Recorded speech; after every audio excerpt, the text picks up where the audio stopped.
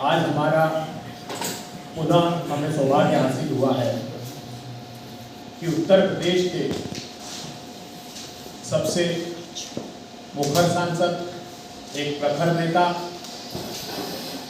जिन्होंने न सिर्फ अक़लियत की अपितु समाज के सभी वर्गों की आवाज को पूरी मुखरता से उठाया और उनको इस बात का प्रतिसाद अपने संसदीय क्षेत्र में मिला।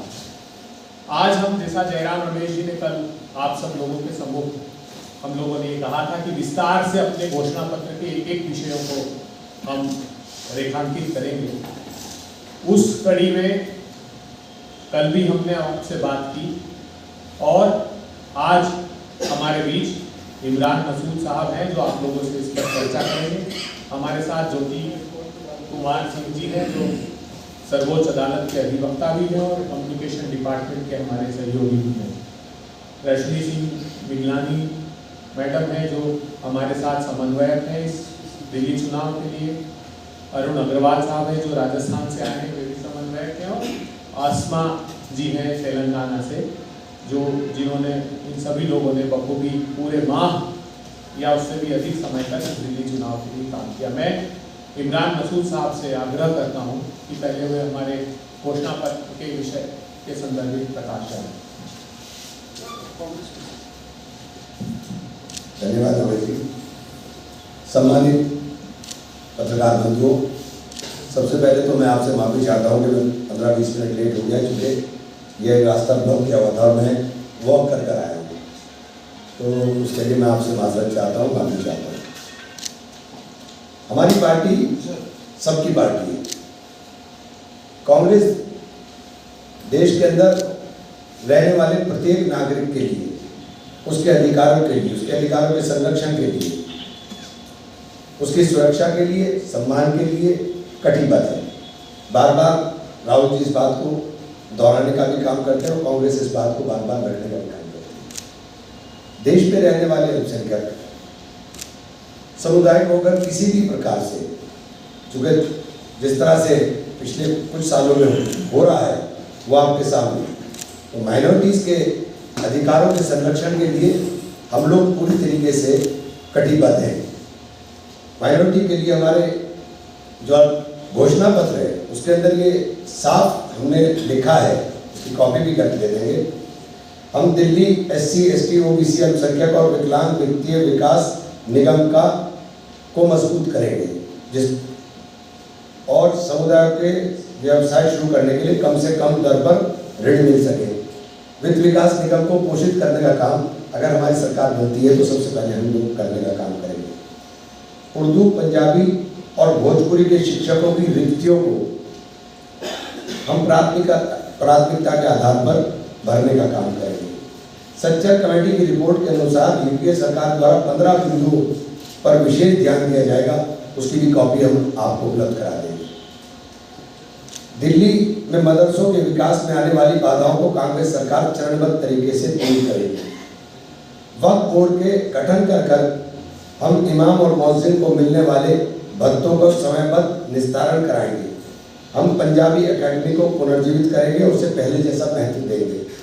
हम जवाहरलाल नेहरू विश्वविद्यालय में पंजाबी चेयर की स्थापना के लिए वित्त पोषण उसको हम फाइनेंस दिल्ली सरकार करने का काम करेगी। हम गुरु तेग बहादुर के नाम पर एक विश्वविद्यालय स्थापित करेंगे जिसमें एक संग्रहालय और एक डिजिटल लाइब्रेरी भी होगी। हम जैन वेलफेयर बोर्ड की स्थापना करेंगे जैसा हमने राजस्थान में भी किया है। जब हम माइनॉरिटीज़ की बात करते हैं तो माइनॉरिटीज़ में हम सभी धर्मों के जो मानने वाले अलग अलग हमारे लोग हैं उनकी बात करते हैं, और जैसा हम कह रहे हैं कि हम सभी माइनॉरिटी के लिए चिंतित रहते हैं। अगर पिछला सत्र आप उठा के देखें तो सबसे पहले हमने मुद्दा उठाया था गिरनार जी मंदिर है, उसके ऊपर जैनियों का एक पवित्र तीर्थ स्थल है, उसके ऊपर कब्जा किया गया। कांग्रेस ने मजबूती के साथ पिछले सत्र में भी उस मसले को उठाने का काम किया था। हम लोग कोई भी माइनॉरिटी हो, अभी बांग्लादेश का इशू आपके सामने, बांग्लादेश में माइनॉरिटीज़ के ऊपर कितना अत्याचार हुआ आप सब लोगों ने देखा। मैंने पार्लियामेंट के अंदर भी उठा, हमने प्रेस कॉन्फ्रेंस करके भी कहा कि भारत सरकार को चाहिए कि राजदूत को बुला करके नोट दे, क्योंकि बांग्लादेश जो हमारा पैदा किया हुआ देश है वो वहाँ इस तरह से वहाँ के माइनॉरिटीज़ के साथ, वहाँ के हिंदुओं के साथ अत्याचार नहीं कर सकता। लेकिन दुर्भाग्य है कि बांग्लादेश के हिंदुओं का वोट हिंदुस्तान में नहीं पड़ता, इसलिए उनकी चिंता सरकार को नहीं हुई और सरकार ने जो प्रभावी कदम उठाने चाहिए वो प्रभावी कदम नहीं उठाए, ये दुर्भाग्य है। तो मैं आप लोगों के माध्यम से कहना चाहता हूँ कि आज देश के अंदर अल्पसंख्यक के अंदर जो है सुरक्षा की भावना है, खासतौर से मुसलमान के अंदर, चूँकि जिस तरह से लगातार टारगेट कर नफरत की बुनियाद के ऊपर मुसलमान को किया जा रहा है, वक्फ बोर्ड के ऊपर अभी आपने देखने का काम किया होगा कि वक्फ बोर्ड में किस तरह से इन्होंने जल्दबाजी के अंदर सारी चीज़ों को जेपीसी के अंदर पूर्ण करने का काम किया। हमारी सरकार इस बात का आज अगर बनती है, इस बात का 100% आश्वासन देती है कि हम लोग सच्चर कमेटी की बनाई हुई रिपोर्ट के अनुसार जो हमारे ये 15 सूत्रीय कार्यक्रम यूपीए में लागू किया गया था उसको हम दिल्ली के अंदर लागू करने का काम करेंगे। माइनॉरिटी की सुरक्षा के लिए ये रहा कार्यक्रम, शिक्षा में क्या ये पूरा का पूरा 15 सूत्रीय कार्यक्रम है, इसको आपको कॉपी उपलब्ध करा देंगे। हमारा कहना ये है कि जिस प्रकार से यूपीए की सरकार ने अभी इन्होंने सारी स्कॉलरशिप बंद कर दी, माइनॉरिटी की तरफ तो प्रधानमंत्री जी कहते हैं कि मैं चाहता हूं कि मुसलमान बच्चों के एक हाथ में कुरान हो और एक हाथ में कंप्यूटर हो, लेकिन कंप्यूटर का रास्ता तो बंद ही कर दिया, सारी स्कॉलरशिप बंद कर दी। माइनॉरिटी डिपार्टमेंट के जो बजट थे, बजट एलोकेशन था, उसको लगातार घटा रहे, वो बजट मिल नहीं पा रहा है। तो ये कहना कुछ है और करना कुछ है। और दिल्ली की सरकार जो अपने आप कहती थी कि हम माइनॉरिटीज के लिए काम करेंगे, उसका चेहरा बेनकाब हो गया था सीए आंदोलन में, बेनकाब हो गया था जहांगीरपुरी के दंगे के अंदर, जब दिल्ली के अंदर दंगे हुए और दिल्ली के दंगों के ऊपर राजनीति कर करके पोलराइजेशन का जो खेल खेलने की कोशिश की जा रही है, हमने उसकी भी कंप्लेन इलेक्शन कमीशन को की थी। एक वृत्त चित्र के माध्यम से, एक फिल्म के माध्यम से लोगों को पोलराइज करने का प्रयास किया जा रहा है। इस फिल्म का प्रदर्शन तुरंत रुकना चाहिए, लेकिन अभी तक कोई जवाब नहीं आया। बहुत दुखद है कि जिस समुदाय के नाम पर आप नफरत पैदा करते हो, कल आपने कुंभ में देखा कितना बड़ा एक हादसा हुआ, बहुत बड़ा हादसा हो गया। हमारे जितने इंतजाम हो हमें उतना ही वो करना चाहिए, लेकिन वहाँ इंतजाम फेल हुआ और 30 लोगों की जो जानकारी मुझे प्रेस के माध्यम से मिली और जो लगातार सरकार ने बताया कि 30 लोगों की जान उसके अंदर जाने का काम हुआ, जो बहुत ही दुखद है, बहुत ज़्यादा दुखद है। इससे ज़्यादा दुखद कुछ हो नहीं सकता। हम आपसे ये कहना चाहते हैं कि माइनॉरिटी अफेयर के, चूँकि आज एक स्पेशल उसके ऊपर है कि माइनॉरिटी अफेयर के, माइनॉरिटीज़ के लिए जो भी माइनॉरिटी, चाहे सिख हों, चाहे बौद्ध हों, चाहे क्रिश्चियंस हों, चाहे मुस्लिम्स हों, जो भी होंगे, चाहे जैन होंगे, जो भी माइनॉरिटी कम्युनिटी है, उस माइनॉरिटी कम्युनिटी के लिए कांग्रेस पार्टी कटिबद्ध है, उनकी सुरक्षा के लिए, उनके उत्थान के लिए और उनको मुख्य धारा के साथ जोड़े रखने के लिए। बहुत बहुत धन्यवाद। कोई सवाल किसी साथी का हो तो आप ले सकते हैं। सर, आपने भी कहा कि मुसलमानों को टारगेट किया जाता है, इस आधार पे क्या टारगेट नहीं किया जाता? जब ये नारे लगते हैं, जो नफरत के नारे हैं, वो सीधे मुसलमान को टारगेट करके तो लगते हैं देश के अंदर। आप बेरोजगारी के ऊपर से ध्यान हटाने के लिए आप देश के अंदर जो हालात आपने कर दिए कि व्यापारी आपने तबाह कर दिया, जीएसटी के नाम पर आपने सबको रगड़ कर डाल दिया, तो क्या टारगेट नहीं किया जाता इन मुद्दों से ध्यान हटाने के लिए? घर के अंदर किचन चलाना भारी हो गया, महंगाई आसमान को छू रही है, इन मुद्दों से ध्यान हटाने के लिए बहुत आसान तरीका है कि एक तो टारगेट बनाओ, नफरत फैलाओ और राज करो। यही तो हो रहा है देश में। देश में हो क्या रहा है? 90 बनाम 10 की लड़ाई हो रही है। 90% लोगों को बेवकूफ़ बना करके 10% लोगों को राज कराने के लिए तैयारी की जा रही है। 90% का तो बेवकूफ़ ही बनाया जा रहा है। सर, एक और सवाल है, आज अखिलेश यादव जो है वो आम आदमी पार्टी के लिए रैली कर रहे हैं, इस पर क्या करेंगे? ये अखिलेश जी का फैसला है, ये मेरा नहीं है। ये अखिलेश जी का फैसला है, वो क्या कर रहे हैं क्या नहीं कर रहे हैं। क्योंकि यूपी में साथ है।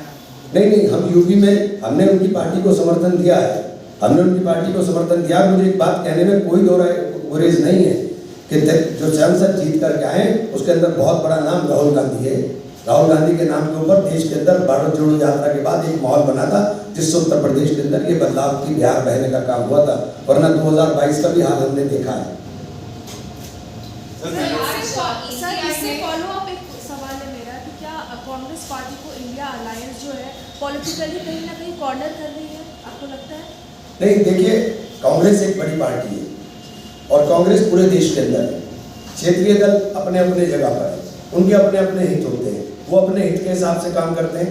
कांग्रेस, क्योंकि राहुल जी का दिल बहुत बड़ा है, मुझे ये बात कहते हुए कोई वो नहीं है कि राहुल जी का दिल बहुत बड़ा है और राहुल जी ने बड़ा दिल कर करके सबको समायोजित करने का काम किया था, लेकिन ये मुमकिन नहीं होगा कि हम अपना अस्तित्व ही खत्म कर दें। लेटर के रिस्पांस में अरविंद केजरीवाल ने वापस कहा है कि ईसीआई बहुत गंदे स्तर की राजनीति कर रही है और यहाँ तक कि राजीव कुमार अपने पोस्ट रिटायरमेंट की जॉब ढूंढ रहे हैं, इसलिए वो बार-बार आम आदमी पार्टी को यमुना के विषय पर लेटर लिखते हैं। आप कैसे? तो इसके ऊपर भी लेटर, बात सही है, यमुना के विषय पर केजरीवाल जी को जवाब तो देना चाहिए ना कि यमुना इतनी गंदी क्यों है।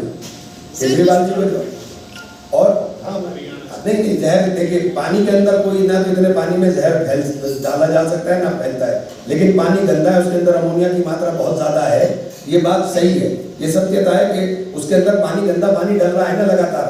आपके पास तो इतने संयंत्र ही नहीं है कि आप उसको साफ कर सकें, आपके पास संयंत्र कहाँ है इतने कि आप उसे साफ कर सकें। आपने संयंत्र लगाए होते तो आप छाती ठोक करके जवाब दे सकते थे, आपने करा तो कुछ नहीं, आप तो सिर्फ बातें करते हो, लंबी लंबी बातें करेंगे, लंबे लंबे वादे करेंगे, वादे पूरे होते नहीं। वादे पूरे कहाँ होते? वाईफाई चल रहा है क्या पूरी दिल्ली के अंदर? वाईफाई नहीं चला है पूरी दिल्ली में। आपने वादा किया था मैं वाईफाई की सुविधा दूंगा, कहाँ गया वाईफाई? आपके उप मुख्यमंत्री जी जवाब देते हैं आरटीआई के अंदर कि उसके लिए फंड नहीं है, फंड खत्म हो गया। तो जब आपके पास फंड की व्यवस्था नहीं है, आप ऐसे वादे करते क्यों हो? तो ये तो बातें केजरीवाल जी को भी जवाब देना पड़ेगा। और जहाँ तक ईसीआई की बात है, ईसीआई का तो काम आप देख ही रहे, पूरा देश देख रहा है। सर मुस्लिम इलाकों में सर है कि राहुल गांधी को भी वो अमोनिया वाला जो बॉटल है उनको भेजूंगा और उनको चुनौती दिया है कि वो पी करके दिखा दे कि अगर वो पी सकते हैं तो वो किस तरीके से। नहीं तो राहुल जी ने कब कहा कि उसमें अमोनिया नहीं है? उन्होंने बोला है कि आज उनको ही नहीं तो उन्होंने कब कहा है ना, हम तो खुद कह रहे हैं भैया, जो वो कह रहे हैं वो तो हम खुद ही कह रहे हैं कि अमोनिया नहीं है। अरविंद केजरीवाल जी बता दें कि अमोनिया नहीं है। सर मुस्लिम एनजीटी की जो रिपोर्ट है वो बहुत खराब है और वो गंगा के लिए भी है, वो यमुना के लिए नहीं है, वो गंगा के लिए भी है। वो जो सवाल उठा रहे हैं और कह रहे हैं कि हरियाणा के अंदर पानी आचमन लायक है और ये वो यमुना और गंगा दोनों के लिए है। वो हरियाणा से निकल के आ रही है यमुना, मैं दोनों पार्टियों के लिए कह रहा हूँ। गंगा में नमामि गंगा प्रोजेक्ट चलाया था आपने, कहा गया वो? गंगा के अंदर अभी तक सफाई 10 साल के अंदर आप क्यों नहीं कर पाए? जब माँ गंगा ने बुलाया था तो माँ गंगा के लिए तो काम करना था, माँ गंगा का काम कहाँ किया? सर मुस्लिम इलाकों में जो पर्चे बट रहे हैं उसमें पर्चों पे लिखा है कि वोट देना आपको जैसे खून पिलाना सांप को, और वहीं दलित इलाकों में जो बट रहे हैं उसमें लिखा है SC ST की पीठ में किसने मारा खंजर। अब इसको लेकर जो है एक राजनीति हो रही है, इसमें ये कहा जा रहा है कि आम आदमी पार्टी की तरफ से कहा जा रहा है कि कांग्रेस और बीजेपी कहीं ना कहीं एक साथ एक तरह से काम कर रही है। देखिए, कांग्रेस कभी नफरत की बात नहीं करती, हम कभी नफरत की बात नहीं करते, ना ये नारा हमारा है, हमारा नारा नहीं है ये लोगों ने अपना गढ़ा हुआ नारा है। और अगर लोग गढ़ रहे हैं तो आम आदमी पार्टी को इस बात का मंथन करना चाहिए कि उनको ये संज्ञा उपाधि क्यों दी जा रही है, उन्होंने क्या काम ऐसा किया कि उनको ऐसी उपाधि लोग देने का काम कर रहे हैं। हमारा नारा थोड़ी ना है। सर चंडीगढ़ में आज मेयर का चुनाव था, आम आदमी पार्टी और कांग्रेस मिलकर लड़ रहे थे, लेकिन वो चुनाव हार गए। यहाँ दिल्ली में चुनाव है तो क्या असर पड़ेगा जी? चंडीगढ़ में आज मेयर का चुनाव था, आम आदमी मेयर का चुनाव तो देखिए, मेयर का चुनाव सिलेक्टेड लोगों के, ये बात आपने बोल दिया, मेयर का चुनाव सिलेक्टेड उसके अंदर होता है, कुछ ही मेंबर्स आपस में लड़ते हैं, उसी से होता है। ये आम चुनाव है, जनता का चुनाव है, जनता के चुनाव के मुद्दे जनता के बीच के। सर वो भी तो जनता की हो गया प्रश्न। सर ये माइनॉरिटी आज आम आदमी पार्टी के साथ इस टाइम खड़ी है। जैसे केजरीवाल ने किसी दो दंगे हुए थे, कई माइनॉरिटी के उसमें गए नहीं थे, सीलमपुर में हो चाहे साहिबाग में हो, तो वो देखने के लिए नहीं गए थे। आज माइनॉरिटी उनके साथ क्यों खड़ी है? ज़्यादातर माइनॉरिटी उनके साथ ही है दिल्ली के चुनाव में। आपको लग रहा है खड़ी है? अगर आप खड़ी होती तो ये नारा क्यों लगता जो नारा अभी बता रहे हैं? अगर खड़ी होती तो ये नारा क्यों लगता? अगर खड़ी होती तो आम आदमी पार्टी सैफ अली खान के लिए प्रेस कॉन्फ्रेंस क्यों करती?